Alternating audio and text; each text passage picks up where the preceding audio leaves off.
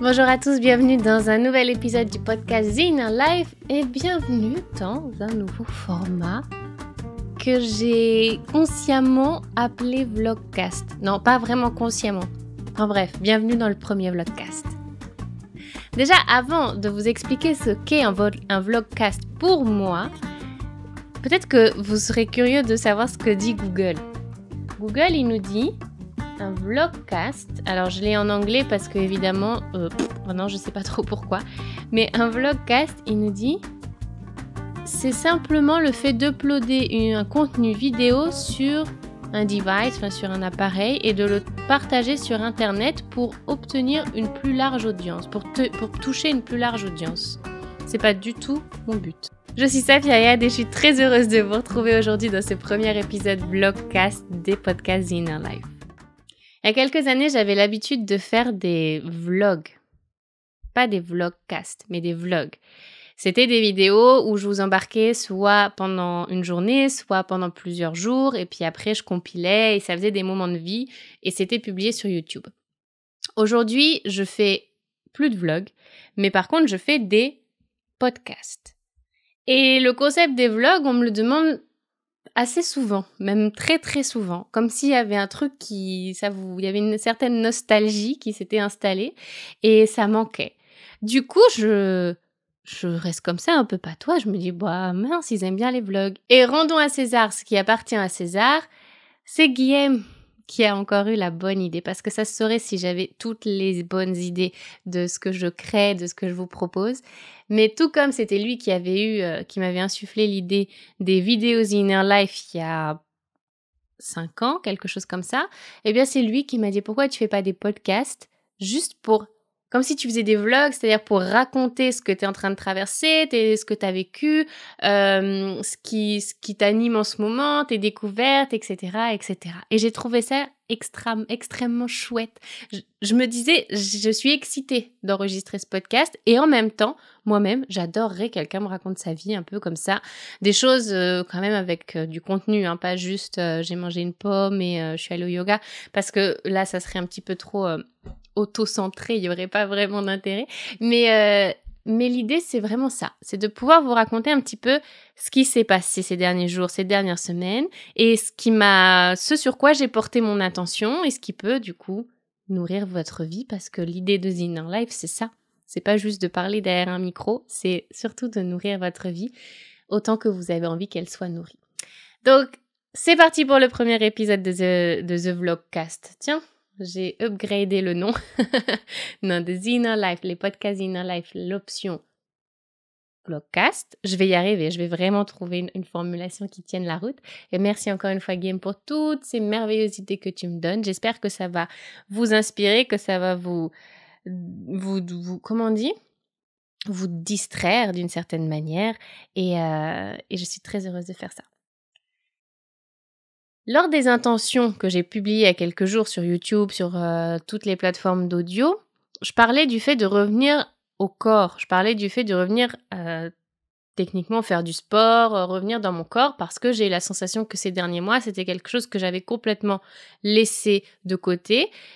Pour vraiment être complètement sincère avec vous, les derniers mois en Andalousie, les 4-5 derniers mois, je pense que je ne faisais que mon yoga. Je pense, c'est comme si je l'avais pas vécu, c'est assez étrange de dire ça comme ça, mais je ne faisais que mon yoga le matin, mais c'était pas une séance de 1 heure, hein, n'allez pas croire ça, non. C'était une séance de 10 minutes, 15 minutes maximum, pour avoir le temps de méditer 5-10 minutes avant de pouvoir aller réveiller mon fils et commencer ma journée.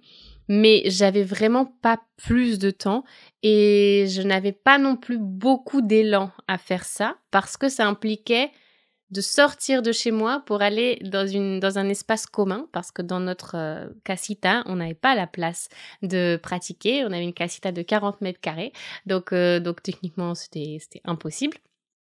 Et donc, ça se résumait à ça. Mon activité physique se résumait à ça, et aujourd'hui, je le sens. Je le sens, et c'est assez déstabilisant pour quelqu'un qui a fait du sport pendant très longtemps, qui a vraiment, j'ai toujours c'est pas le terme, mais en tout cas, sur les 10 dernières années, j'ai toujours pratiqué du sport, que ce soit du yoga, que ce soit du pilates, que ce soit de la course à pied, que ce soit plein de sports différents ont traversé ma route, j'ai partagé la route avec ces sports-là. Et puis là, il n'y avait rien.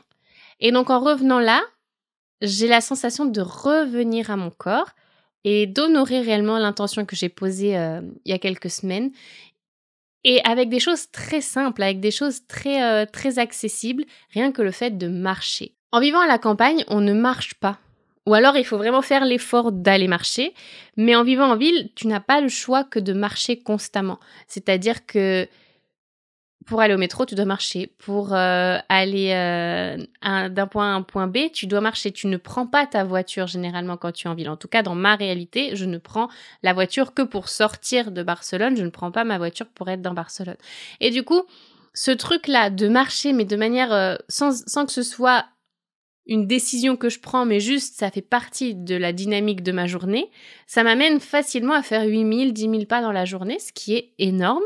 Et je sens la différence dans mon corps. Je sens la différence dans la mobilité de mon corps, mais je sens aussi la différence sur mon ressenti, c'est-à-dire que j'ai moins la sensation d'être un peu empotée. Vous voyez ce que je veux dire? Parce que tous les jours, je marche. Mais, petit bémol à ça, attention, disclaimer, de moi à moi, je n'ai actuellement qu'une paire de chaussures et vous savez, c'est les Birkenstock mais qui sont pas fermées, les typiques Birkenstock d'hiver avec de la moumoute dedans. Ces chaussures-là, tous les jours pour faire 8 à 10 000 pas, c'est pas vraiment l'idéal. C'est pas vraiment l'idéal au point que j'ai une tendinite à la cheville droite. Mais ça ira, ça s'arrangera, c'est pas très grave. Ce que je suis heureuse de noter, c'est que je marche beaucoup plus. Et cette tendinite, je la soigne. Là, actuellement, je me suis mis un petit cataplasme d'argile verte et ça ira mieux. Et je bois mon curcuma latte 3 fois par jour pour booster. Et ça va bien se passer. Et je me suis acheté des nouvelles baskets barefoot et je vous en parlerai certainement plus tard, c'est pas du tout le sujet. Donc, je les attends avec impatience pour pouvoir changer de chaussures. Et vous direz, pourquoi n'a-t-elle qu'une paire de chaussures? Eh bien, simplement parce que tout le reste est dans le box. Et que je pensais les récupérer, mais en fait, quand t'as fait un Tetris dans le box, tu te dis, je ne toucherai plus à ce Tetris. Et c'est à peu près ce qui s'est passé. Donc, le fait de marcher beaucoup plus, et le fait aussi de faire du vélo beaucoup plus, parce que dès que je suis pas avec mon fils, bim, je prends un vélo et par-ci, par-là, vous voyez sa fichou qui traverse tout Barcelone. Et ça me fait beaucoup de bien de revenir vraiment à une activité physique qui est celle du quotidien, qui n'est même pas une activité physique de j'ai rendez-vous à telle heure pour faire mon cours de pilates, ce que je fais aussi. Mais déjà ça, au quotidien, ça change la vie. Vraiment, ça change la vie et je suis hyper heureuse de pouvoir revenir à ça. Et dans cette même catégorie du sport et du corps, de l'activité physique, j'ai pris la décision, une fois par semaine, d'aller faire un cours de quelque chose. Et bon, jusqu'à présent, je suis allée faire des cours de yoga, simplement parce que je voulais revenir à mon corps de manière plus douce. Alors, j'ai des choses en suspens, comme aller faire du spinning, comme aller refaire un peu de HIIT et tout ça, et aller courir. Mais mon corps n'est pas prêt à ça. Donc, vraiment, j'y retourne petit à petit, slow, de manière à vraiment le faire avec conscience. Et bon, j'ai quand même une tendinite, n'oublions pas. Et il y a quelques jours, j'ai découvert une nouvelle pratique de yoga et j'ai été tellement heureuse de sentir que j'étais étonnée par un cours de yoga. Je fais du yoga depuis assez longtemps maintenant pour avoir vu plusieurs pratiques différentes, avoir exploré plein de choses et à chaque fois, j'adore les cours de yoga que je fais. C'est très rare que je sorte d'un cours de yoga en me disant « Oh, bof !» En général, j'adore. Mais là, je suis allée faire un cours de Navakarana Yoga. Et alors là, c'est complètement différent de tout ce que je connaissais. C'est un vinyasa, oui, mais c'est un vinyasa pendant lequel le professeur chante, tape pour marquer le rythme. Et en plus de ça, il y a les postures, c'est comme s'il y avait des twists que je connaissais pas dans les postures. Il y a vraiment des trucs où ça nous emmène dans des postures et dans des évolutions de postures ou de prise, comme dirait Guillaume, que je méconnais complètement. Je n'avais jamais vu ça, je n'avais jamais fait ça. Et donc, en allant à ce cours-là, je me suis dit, waouh, ça fait longtemps que j'ai pas été étonnée à ce point-là par un cours de yoga et ça m'a vraiment, vraiment fait du bien. Donc toutes les semaines, je m'octroie ce moment-là à moi, de ce moment de femme en fait, pour bouger mon corps physique et pour être intentionnellement avec moi-même. Et dans cette idée d'honorer mon rôle de femme, ma version femme, je passe aussi beaucoup plus de temps avec des amis qui n'ont rien à voir avec le cercle que l'on s'est construit à travers notre fils. Parce qu'en devenant parent, on a vite fait d'être amis avec les amis de nos enfants et en fait de rester dans ce groupe-là. Et nous, on a un super groupe d'amis que l'on a rencontré quand nos enfants avaient 1 an à la crèche et donc on se suit, on est toujours ensemble, nos enfants sont plus dans les mêmes classes, plus dans les mêmes écoles, mais on est toujours quand même ensemble régulièrement et on a ce groupe-là que l'on chérit et que l'on adore. Mais du coup, c'est difficile parfois de trouver le temps pour les autres liens, les autres relations qui n'ont rien à voir avec notre enfant. Et depuis notre retour, là, depuis un peu plus d'1 mois, je pense que je passe plus de temps avec des personnes qui n'ont rien à voir avec ce cercle-là qu'avec ce cercle-là. Et ça me fait un bien fou d'honorer la femme Safia Ayad, qui en fait a des amitiés qui d'ailleurs ne sont pas forcément des amitiés qu'a Guillaume, et qui des fois, même plein de fois, ne connaissent pas mon fils, ne l'ont jamais vu. Et j'adore cette idée que parfois, je suis juste une amie, juste une femme et je suis pas forcément une maman, ni même une compagne. Et ça permet réellement de trouver l'équilibre dans mon quotidien parce qu'il y a des moments qui sont un peu sacrés comme ça où je suis avec mon fils et les parents de ses amis. Et alors des fois, à l'inverse, il y a des moments où je suis juste avec mes amis, les amis de Safia Ayad, femme, et pas forcément Safia Ayad, la maman. Et c'est très précieux. C'est vraiment très précieux et c'est quelque chose que j'avais un petit peu mis de côté sans m'en rendre compte depuis que j'étais devenue maman et en même temps c'est normal. C'est normal que les premières années de la vie de nos enfants, on soit tellement concentré sur eux que nos relations sociales, eh bien c'est aussi dans le cadre de nos enfants. C'est logique. Vraiment, je pense pas je pense pas que j'aurais pu mieux faire. C'est juste que maintenant, c'est comme si j'avais l'occasion d'ouvrir le champ et de savourer encore plus les relations que j'ai hors des amitiés de mon enfant. Et ça fait aussi partie des intentions que j'avais en revenant à Barcelone, c'était de recréer du lien avec des gens que je connaissais sans être forcément des amis. Mais aujourd'hui, j'ai la sensation de retisser des liens avec ces personnes-là, même de rencontrer d'autres personnes et de pouvoir du coup avoir une espèce de raid, une espèce de réseau beaucoup plus large et donc beaucoup plus riche et je savoure ça mais à un point, c'est merveilleux. Je voulais revenir sur il y a une chose qui m'a beaucoup touchée récemment et je voulais le partager avec vous parce que vous m'avez beaucoup envoyé de messages pour me dire à quel point vous aviez la sensation que le retour à Barcelone m'avait recâblé ou m'avait redonné ma lumière.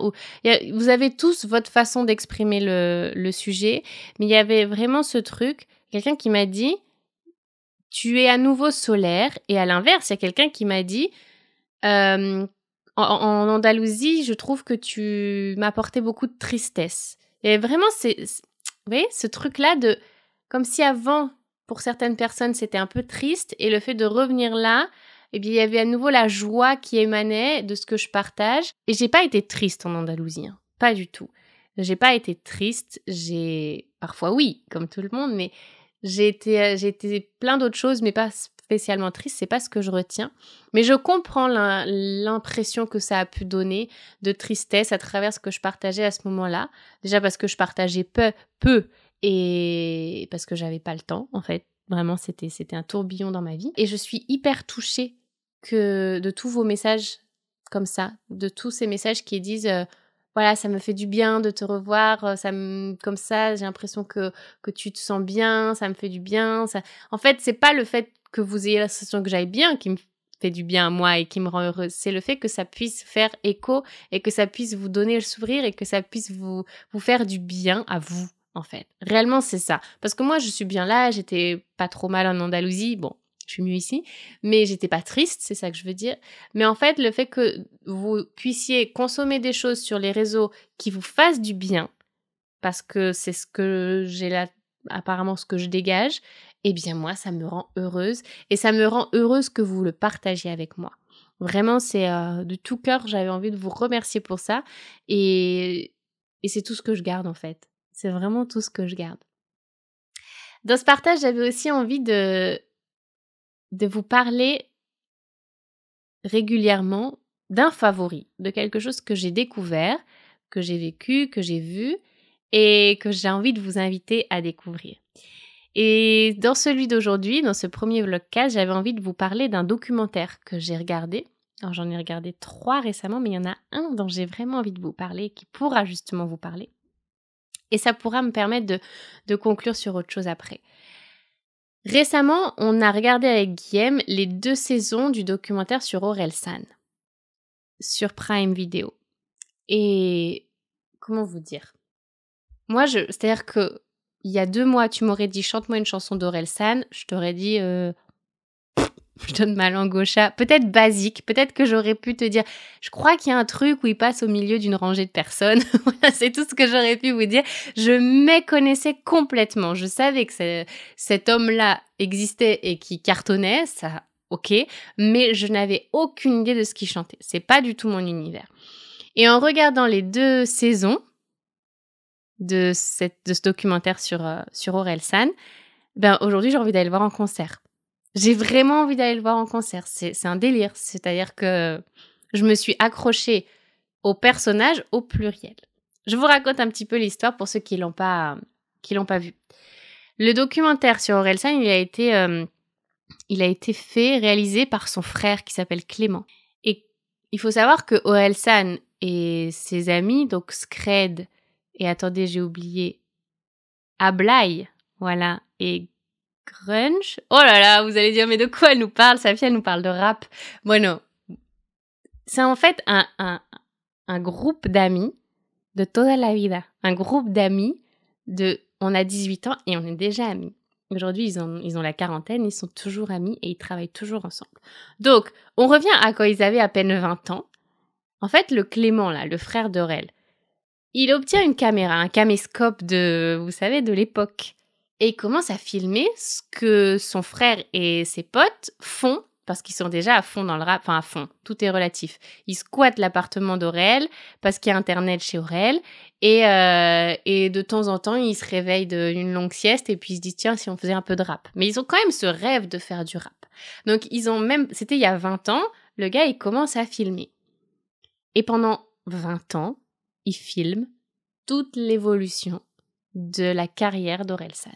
C'est-à-dire que c'est des images que jamais personne n'aura. C'est un truc, personne ne vous a filmé pendant 20 ans. Personne m'a filmé pendant 20 ans. Et personne n'aurait pu prédire que ces gars-là deviennent ce qu'ils sont devenus et qui remplissent 5 Bercy d'affilée. Et enfin, c'est un délire total. Et donc, en fait, pendant 2 saisons, on suit l'évolution de la carrière de... Pour moi, c'est un groupe, c'est pas... Enfin, Orelsan, c'est Aurel, mais finalement, il travaille toujours avec ses amis. C'est vraiment un groupe, ils sont soudés comme pas deux. C'est incroyable. C'est vraiment une histoire d'amitié aussi et de fraternité avec Clément. Et donc, on suit ça, les galères, parce que ça n'a pas été facile du tout. C'est hyper instructif parce qu'on se rend compte que les gars, ils ont la sensation de toucher du doigt un objectif, mais en fait, il y a tout qui se casse la gueule du jour au lendemain, mais ils continuent et ça se recasse la gueule et ils continuent jusqu'à avoir la carrière que l'on connaît aujourd'hui ou que l'on connaît pas vraiment encore aujourd'hui. Si vous n'avez pas vu le documentaire, peut-être que vous savez pas tout ce qui est possible de savoir. Mais en tout cas, jusqu'à arriver à remplir des zéniths et les plus grandes salles d'Europe, parce que le Bercy, c'est la plus grande salle d'Europe, et plusieurs fois d'affilée. Et c'était un délire. J'ai trouvé que ce documentaire, c'était à la fois drôle, à la fois humain, à la fois sincère, à la fois... ça m'a donné envie d'aller voir ces mecs sur scène. Et la deuxième saison, c'est sur la création, je ne sais pas si le dernier ou un des derniers albums de Orelsan, Civilisation. Et donc là, on suit le processus de création d'un album jusqu'à ce que 20 minutes avant de devoir rendre, ils sont toujours en train de changer des trucs, quoi. Et j'ai adoré. J'ai trouvé ça tellement, tellement vrai, tellement sincère, tellement genre ça t'attrape et ça te dit: «Viens, on va regarder, on va vivre ça ensemble, quoi». Et aujourd'hui, bah, j'ai envie d'aller le voir en concert. Voilà, c'est tout. Et en fait, comment on a su ça? Comment on a découvert ce documentaire? Parce qu'en fait, on a Prime Video, mais on n'y allait jamais jusque-là. Eh bien, c'est grâce à Squeezie, parce qu'il avait fait une vidéo. Alors ça encore, c'est une histoire, parce que moi, je regardais plus les vidéos YouTube et encore moins les vidéos de Squeezie. J'ai jamais regardé les vidéos de Squeezie. Et dans mon processus de paix avec la Safia influenceuse, il y a un moment où je suis replongée dans les vidéos de ceux qui faisaient déjà des vidéos à l'époque où moi j'en faisais sur YouTube. Et entre autres, il y avait Squeezie, même si on travaillait pas du tout dans le même domaine. Et du coup, il y a quelques mois, je tombe sur une vidéo de Squeezie avec Orelsan et Clément. Et là, alors, c'était des barres de rire, c'était trop drôle, j'ai adoré le concept de la vidéo, mais en même temps, ils parlent du documentaire. Et là, je me dis, bon, bah tiens, si on allait voir. Et donc, on commence à regarder le documentaire et l'histoire est celle que je viens de vous raconter. Mais ce que j'ai trouvé aussi très beau dans ce processus-là, c'est que d'une certaine manière, ça m'a aidé à faire la paix avec la Safia influenceuse et avec l'influence de manière générale. Parce que j'avais vraiment depuis quelques années une forme d'amertume et de l'influence ça sert à rien, l'influence c'est dépassé, l'influence moi je veux plus du tout en faire partie, lâchez-moi la grappe. Pas que je veuille en faire partie aujourd'hui, c'est pas ça, c'est juste que j'avais une blessure que je n'avais pas du tout soignée. Et en voyant que, je sais pas si c'est un placement, ce projet-là, cette vidéo-là, je n'en sais rien et je m'en fous d'ailleurs. Mais je me suis dit, grâce à cette vidéo, donc à Squeezie et ces gars qui se sont unis à lui, eh ben, j'ai découvert un documentaire, 2 saisons d'un documentaire qui m'ont tellement plu. Et grâce à cette vidéo, eh ben, je pense qu'il y a des milliers de personnes qui vont aller en concert voir Orelsan. Bon, il n'a pas besoin de ça, hein, mais on a toujours besoin d'entretenir la machine. Mais des gens qui, comme moi, étaient complètement out of the game du rap, eh bien, ont pu être touchés. Et donc, j'ai trouvé ça hyper sain, hyper beau, hyper excitant, hyper stimulant. Je me suis dit, bah, il y a vraiment une part de l'influence qui peut être très juste et qui peut tous nous nourrir et qui peut à la fois nous divertir mais en même temps nous ouvrir un petit peu la vision pour avoir un champ plus large. Et j'ai trouvé ça trop chouette en fait. Tout ça pour dire que ces derniers mois, j'ai aussi fait la paix avec ça. J'ai fait la paix avec mon histoire à travers l'influence. J'ai fait la paix avec l'influence de manière générale. Juste, je le vois comme faisant partie de notre écosystème aujourd'hui et comme faisant partie de mon histoire, et plus comme quelque chose que je regarde d'un mauvais œil, comme ça a pu être le cas à un moment, parce que j'avais cette blessure à soigner. Et je suis très heureuse d'avoir pu soigner cette blessure et d'avoir pu en faire quelque chose d'aussi expansif et d'aussi joyeux. Et c'est tout en fait. Le chapitre est clos, comme il a été clos depuis des années, mais enfin, c'est soigné et ça fait beaucoup de bien. En tout cas, les blessures, quelles qu'elles soient, elles prennent du temps, elles prennent de la patience pour vraiment trouver le chemin de la guérison. Et puis des fois, ça se fait un peu comme ça sans qu'on s'en rende compte. Encore une fois, comme je vous disais dans une vidéo récemment, je pense qu'il faut qu'on se lâche les baskets, qu'on se lâche la grappe, qu'on se foute la paix. Et c'est comme ça qu'on arrive le mieux à avancer, qu'on arrive le mieux à vivre en légèreté, en joie, en paix. Et je vous souhaite ça, en fait. Donc j'avais envie de conclure la vidéo sur ça, le partage sur ça. Je dis vidéo, mais c'est un vlogcast qui a davantage d'intérêt en audio quand vous êtes dans le métro, plutôt que de scroller bêtement sur les réseaux sociaux, vous écoutez un podcast. J'espère que vous vous êtes divertis, j'espère que ça vous a donné envie d'aller voir ce documentaire, que ça vous a donné envie d'aller découvrir une nouvelle pratique sportive, que ça vous a donné envie de marcher, que ça vous a donné envie de soigner vos blessures tout en vous foutant la paix. Et je vous retrouve très vite. Gros bisous, à bientôt.